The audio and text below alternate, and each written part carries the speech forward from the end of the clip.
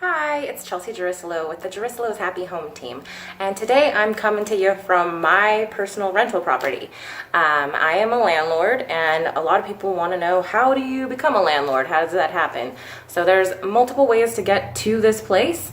The way I did it, which worked really well for me, is that I first owner-occupied the properties that I now have as rentals. So I initially purchased a condo. That was my first home, and then I moved from the condo and turned that into a rental, and then moved over here, and then this was my home for a number of years, and then I converted this into a rental when I moved on to the next place. So now I've got two of them, and that's how I acquired them.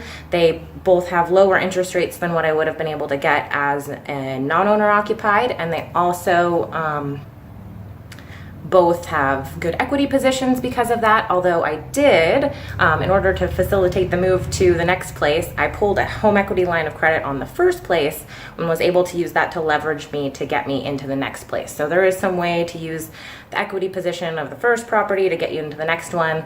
I also had a lease signed at the time that I made the move, and so they were able to consider the rental income from the first property in my debt to income ratios, so I wasn't fully needing to qualify for both properties. I was able to get that taken care of. So that's a really great way to make that happen.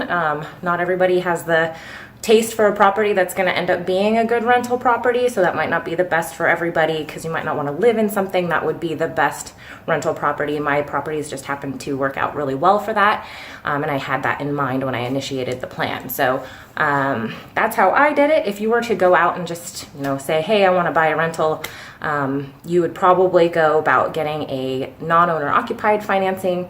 That would require 20% down in the conventional loan scenario, and you would probably get a little bit higher rate, but it could still work out and be a great option. You just need to make sure you're targeting the right area, which we can definitely help you figure out what that looks like.